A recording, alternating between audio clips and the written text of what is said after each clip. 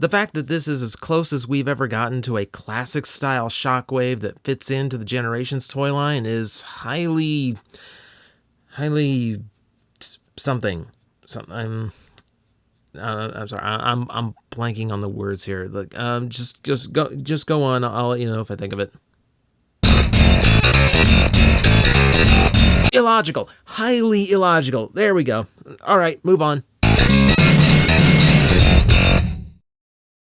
I was done, Hasbro. I had reviewed the entire Cyber series, the Battalion figures, the Commander figures, like, I had done it all, except that one weird Optimus repaint that was kind of useless. But besides that, I had done the entire toy line. And then you go, no, even though we haven't made any new ones in, like, years, we're gonna just throw a Shockwave at you. Because why not? You know, like, why? Let's just screw with my perfect record here. Okay, so we have to go all over the place just to find one Shockwave, because now it's at Walgreens of all stores. We're going to drugstores to get our exclusive Transformers now. This is such a weird world, but here we are. And yes, Shockwave is back in the Cyber Battalion toy line, which means we're going to give him a little bit of leeway because this toy is made at a budget price point. It is meant to be as large as possible in a sensible price range. So take all of this with that knowledge, and then we will examine the toy fairly. Shockwave, of course, cannot be represented by his original alt mode because, well, U.S. toy gun laws and all that. So here we are. He is a spaceship now, which is like 2 hinges short of just having the wings fold down and become a gun handle. But he mostly floated around as a gun mode, so that pretty much is, that's good a substitute as any. He is in a very, very rich shade of purple with some metallic purple throughout to give him a little bit of flair and break up the solid dark stuff. I'm going to have to color correct the heck out of this video because you guys really need to see just how nice of a shade of purple it is. We've also got some flat gray poking through and then metallic gray or silver in a few very specific spots, namely what used to be his barrel, which also has a Cyclops look to it now. There's also a Cyclops look to that. I kind of like that. It's like a fake Shockwave head poking out the top to watch. Yeah, and besides that, the details are fairly sparse, but they are there. He's got these little patches of what looks like gunmetal or a very dark metallic purple in just various locations. I'm not entirely sure why. I'm not quite clear on what effect they're going for there, but they are there. They break up the purple a little bit, so nothing too egregious. I will admit, he is a little bit sparse. Compared to the other Battalion figures, he doesn't quite form up a consistent alt mode, and that's mostly because, yeah, you can see his arms are just there. You can pretty much imagine what his legs turn into. Yeah, it's pretty basic. It's nothing thrilling. It's not a bad alt mode, but this is where the budget shows, I think, especially when you see like a big gap right there through the center. And yeah, he starts showing some hollowness and some interesting ways of hiding his robot parts. But we're going to give it a pass because, yeah, let's face it, it is a budget toy, and Shockwave is a little bit difficult to do. All of his alt modes, now that I think of it, come up a little bit weird. I mean, you had the weird crane/tank mode, in animated. You had all these different alien tanks, and then you had whatever he's going to be in Cyberverse. So this is a little bit interesting. But hey, look, he's got a landing skiff at least, so at least he stands balanced when you lay him down. That's about all I ask. All right, let's get this guy into robot mode, because that's what you really want to see out of this. The vehicle mode is just there. It can't be a gun, so it's just kind of taking up space. All right, so we flip out the feet like so, rotate the legs around, fold in that landing skiff like so. Wings fold in, they'll tab into position right there. Nothing locking, just nice and firm friction.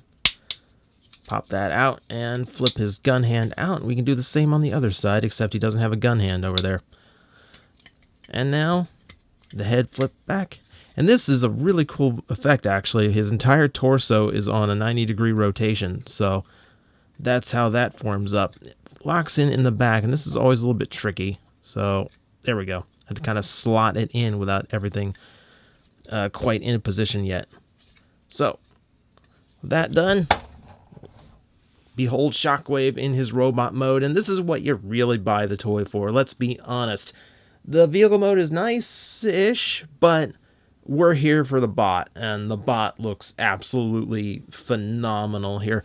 I'm going to take a quick look at the head, as we often do at the start of these random reviews. It's about what you would expect. It's a little bit more rounded off than your traditional Shockwave head. Gives him a little bit more of a cartoonish appearance than his toys have been lately. So, yeah, it's basically everything you'd want. Pointy ears, yellow eye, very logical design. Nothing more to really say about that. Everything else, looking quite good. I mean, proportionally, the nice thing about an alt mode, like a Cybertronian alt mode, is like you don't really have to pay attention to arms and legs. You just go, it's an alien vehicle. Of course, that's the way it's going to go. But that also leads to really good-looking robot modes a lot of the time. And this is no exception. Proportions are spot on. He looks powerful. He looks very much the second in command and the commander of Cybertron in Megatron's absence that I know him as in the TV show.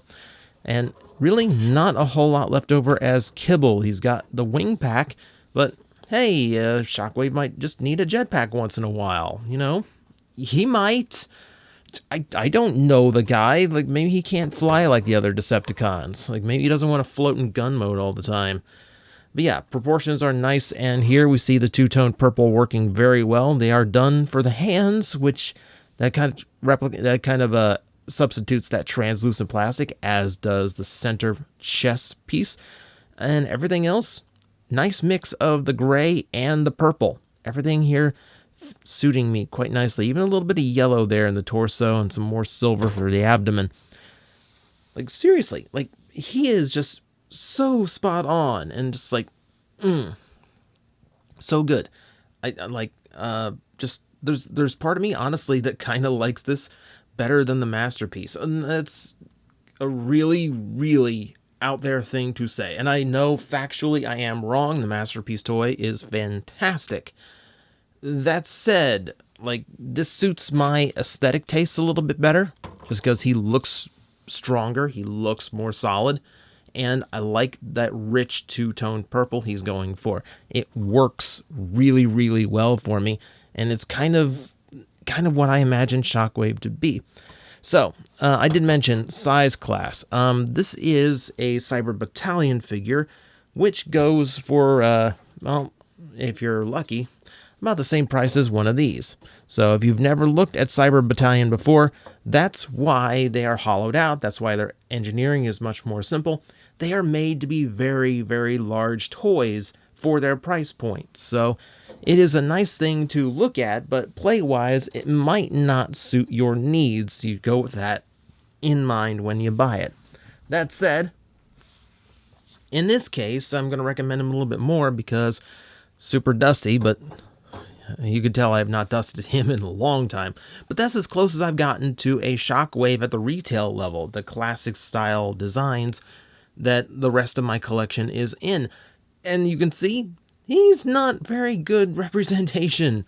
It's the Fall of Cybertron Shockwave design, which is much scrawnier, a little bit more strangely proportioned.